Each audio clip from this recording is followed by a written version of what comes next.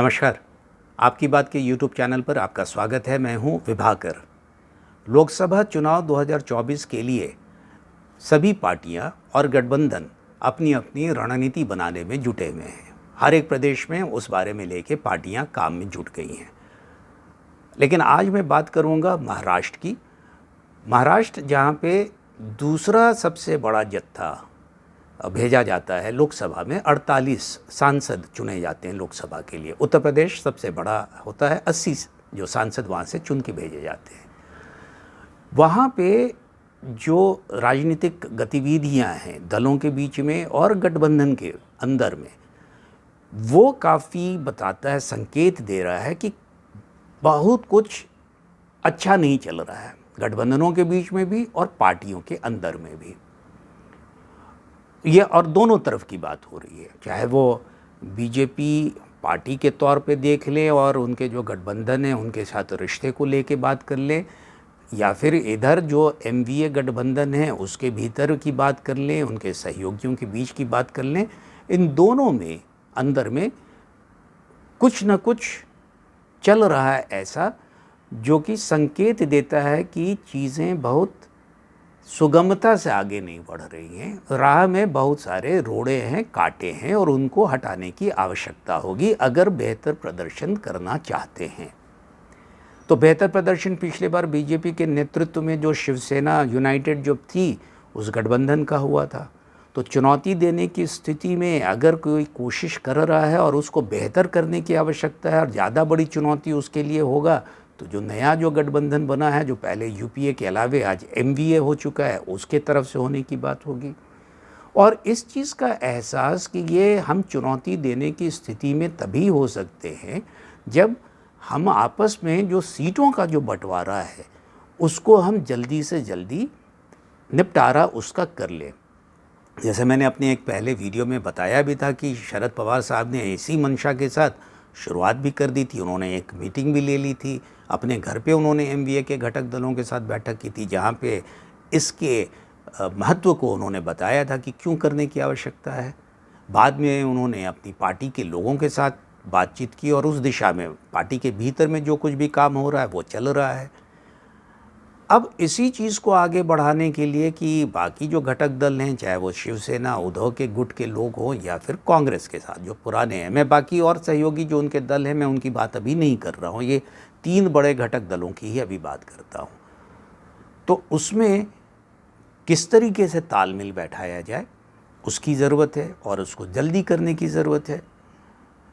तो जब इसकी बात होती है तो कांग्रेस की तरफ से बयान आता है कि ये बहुत जल्दी हो जाएगा, इसको इतने पहले करने की आवश्यकता नहीं है। ये पहले वाले सिर्फ हम 2 लोगों के बीच में यानी एनसीपी और कांग्रेस के बीच का मामला नहीं है। अब एक तीसरी पार्टी भी आ चुकी है जो कि शिवसेना उद्धव ठाकरे है। तो हमें थोड़े से और ज़्यादा अधिक विचार अंदर में करना पड़ेगा और तभी जो है सो फिर हम लोग बातचीत को, यानी तीनों जो पार्टियां हैं वो बातचीत को आगे बढ़ा के ले सकते हैं। अभी अंदर हमें और बात करना है, पार्टी के भीतर में अभी और बात करने की आवश्यकता होगी। तो इसका अर्थ ये निकलता है कि कांग्रेस ने शायद भी उतनी तैयारी नहीं की है, वो किसी निष्कर्ष पे नहीं पहुंची है कि उसको कितनी सीटों पे लड़ने का है। क्योंकि यहाँ पे ये आपको बता देता हूँ कि जब पिछली बार ये जो पार्टियाँ मतलब कांग्रेस और एनसीपी लड़ी थी तो उनके साथ में 2 और घटक दल थे, और जो यूपीए, अगर महाराष्ट्र की यूपीए की जो अगर बात कर लेते हैं तो ये चारों पार्टियां मिलके 47 सीटों पे लड़ी थी, जिसमें से 25 सीटों पे कांग्रेस लड़ी थी, 19 सीटों पर एनसीपी लड़ी थी, 2 सीट पे स्वाभिमान पक्ष लड़ा था और 1 सीट पे बहुजन विकास अघाड़ी लड़ा था। तो ये 47 सीटें हो गई। 1 सीट पे वो चुनाव नहीं लड़े थे। उधर जो शिवसेना उद्धव ठाकरे की जो टीम है, उन्होंने वो जो जीत जब हासिल हुई थी बीजेपी के साथ में लड़ते हुए, तो उनके 18 सांसद जीत कर आए थे। तो अभी एक तरफ जो कांग्रेस ने एक बात कही कि भाई हम अभी पूरी तरीके से अंदर में मंथन अभी करना बाकी है, तभी तीनों पार्टियां बैठ के बातचीत कर पाएंगे। लेकिन जो हमारे शिवसेना की तरफ से संजय राउत जो उनके बड़े नेता हैं, राज्यसभा के सांसद हैं, तो उन्होंने कहा कि हम उन सभी 18 सीटों पे लड़ेंगे जहाँ पे हमने पिछली बार यानी 2019 में बीजेपी के साथ रहते हुए भी अगर सब गठबंधन में भी अगर जीता था तो वो हमारा क्षेत्र था और हम अपने दम पे उस चीज़ों को जीते थे, इसलिए हम उतने 18 सीटों पे हमारा दावा है। तो पेंच यहीं से फंसता है।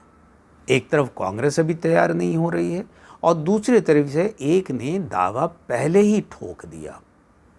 तो अगर उनके दावे को हम एक तरीके से ले लेते हैं कि 18 सीट की उनकी बात कर लेते हैं, तो कांग्रेस और एनसीपी के बीच में बांटने की अगर बात होती है तो सिर्फ 30 सीटों को आपस में बांटने की बात होगी।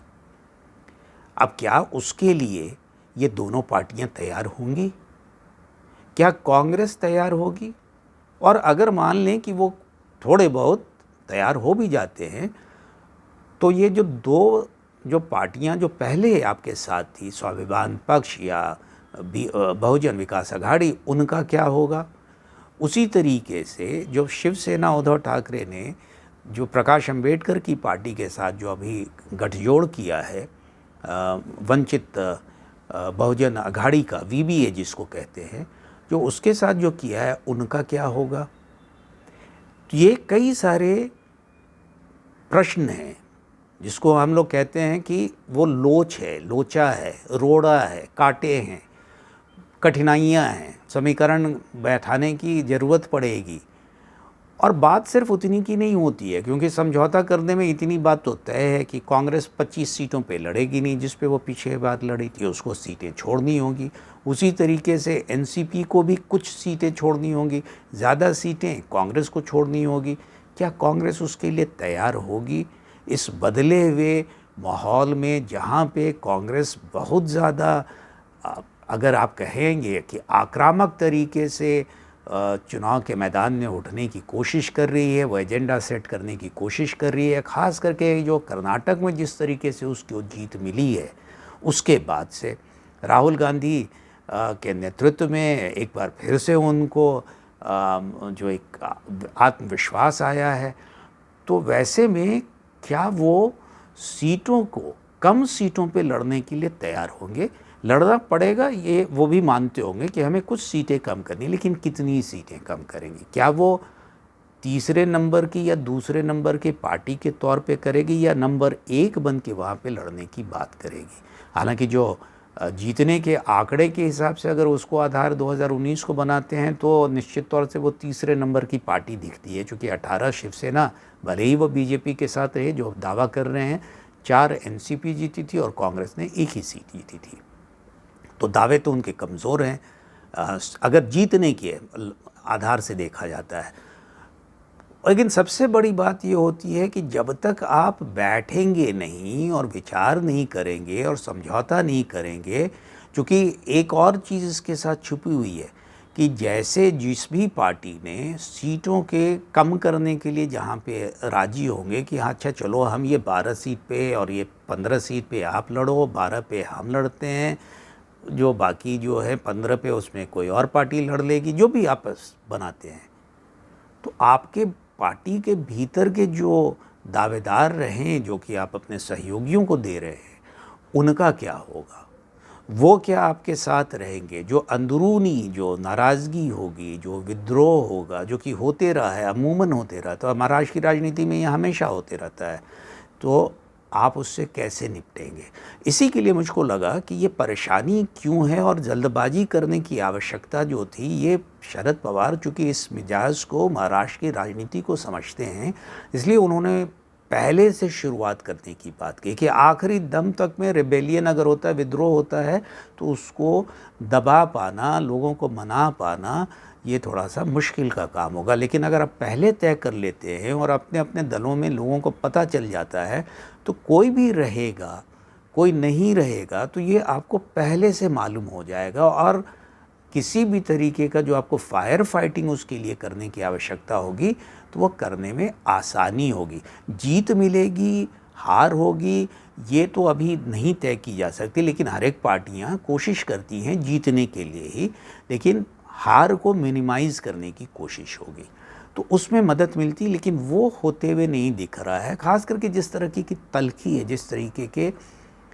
ज़ुबान का इस्तेमाल किया जाता है और जो व्यक्तिगत कई बार बहुत होशियारी के साथ अटैक किया जाता है। ख़ास करके आजकल अजीत पवार निशाने पे हैं, क्योंकि ये खबर जो आई, हालांकि उसका उन्होंने खंडन किया था कि वो बीजेपी की तरफ उनका रुझान हो रहा है, और ये बात आई थी कि शरद पवार ने शायद इसी के लिए पार्टी के पद को छोड़ने की बात कही थी, और जिससे कि अगर उनके कदम आगे की ओर बढ़ भी रहे थे तो वो कदम पार्टी के दबाव में और सहयोगियों के दबाव में पीछे खींच लिया गया और शरद पवार वापस आ गए हैं एक बार फिर एनसीपी के अध्यक्ष के तौर पे।